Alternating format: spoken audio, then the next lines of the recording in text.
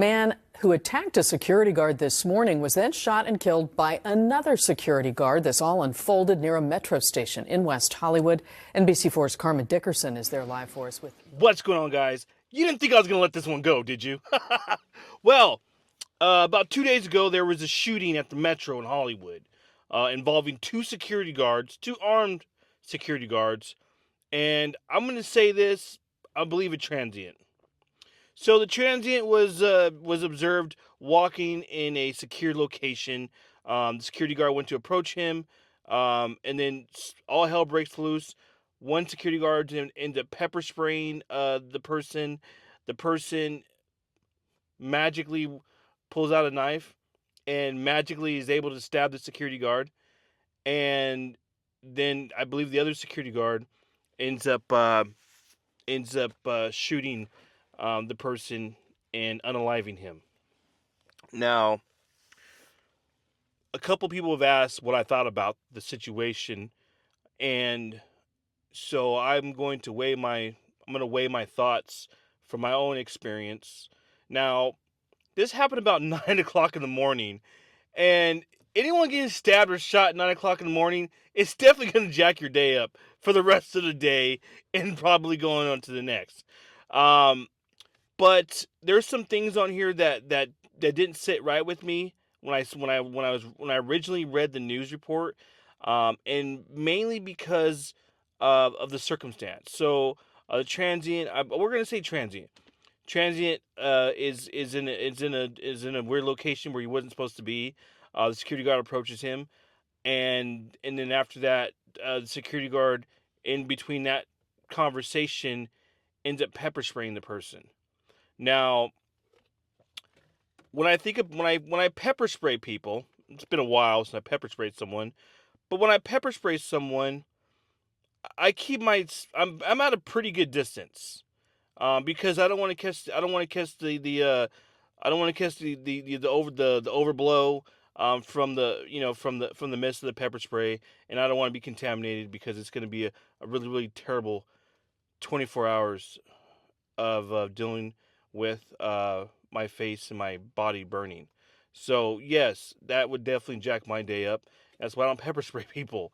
And so I'm just trying to figure out from what distance to the next was the transient able to stab the security guard in the leg. And and I'm wondering, okay, why was the security guard so damn close? He already pepper sprayed the guy, right? You back up, you let the guy sit, and you let him settle down a little bit. Usually if they're wailing or doing all this, after you pepper spray them, sometimes it has an effect where they kind of calm down a little bit. All right, and then after that, the security guard can go in there, put his gloves on, and he can escort him out or detain him. Now, it didn't talk about the security guard attempting to detain the transit. It looks like the damn security guard was just too damn close, and to where the transit was able to remove a knife from his belongings. Now, in my experience, in my expertise in doing this job for a long time, I'm really, really, I'm always looking at where their hands are going, you know. And if I see the hands going towards their pocket, if I see the hands going towards their waistband, if I see that their hand is searching for something, it makes me believe that they're searching for a weapon. So obviously, at that point in time, I can back up. I can probably remove, if I don't know if they had tasers, I'd probably remove my taser, and I'd probably have him at taser point, at resting position, just to make sure that he doesn't pull anything out. And obviously, we'll give him commands, and telling him to get his hands out of his pocket, and going from there. So how did it get deadly?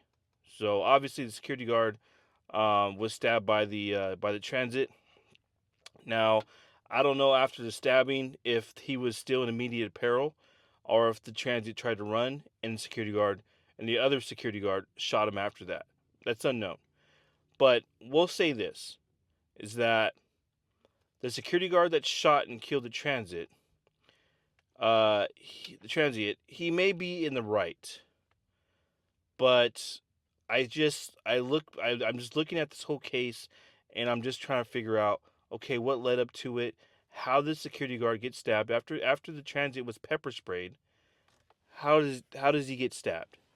And how does it get to the point where it escalates so bad to where he ends up getting it, where the additional security guard ends up unaliving? And my other question is, why was the security guards not observant enough to see that he was removing a knife from his person? That's all going to go into training. And so, and when I look at this, when I look at this situation, it looks like this situation could have been handled a whole lot differently.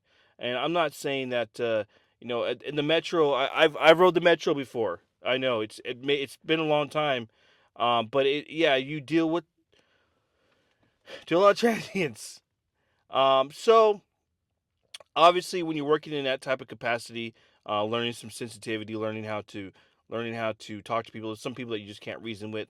But I believe in this situation, I believe the initial approach was wrong, with the security guard. You had two armed guards approaching one person, and if you guys have worked security long enough, and you guys seen other security guards or other security officers interact with the public, it's never really it never goes very well. And so those are things where I just look at this and I think a lot of it has to do with training. Could the situation could have been completely de-escalated? Absolutely. To where whoever the transit didn't have to get unalive, because from the situation. Now, so that's my opinion. I don't know what what you guys' feels are, what you guys think about it. But when I'm looking at this situation, it's just it all goes down to training. And if you're working in that type of capacity, there's you have to learn different ways of handling things, because your main external customer is going to be dealing with the ever growing transient population. A lot of them are on drugs. A lot of them are on uh, um, are completely high as a kite, and so we have to handle those people a little bit differently, and all that stuff comes with training. And so I just think in this occasion, I think that the training could have been, I think these guards could have been trained a little bit better on that type of situation. It's just one of those things where I've just seen too many holes in this. It all comes down to training. The fact that the security guard was stabbed, that goes into training. The fact that it escalated enough to the point where they had to pepper spray him, that kind of just did it for me. And the fact that that no one's noticed this guy was pulling out a knife. Okay, that definitely more training. So I don't know. Let me know what you guys think. Weigh it in. Let me know. Maybe there's something I'm missing. Maybe I'm talking too much. I don't know. But let me know what you guys think. This is just my opinion. And if you guys want to weigh in on this, please do. Until next time.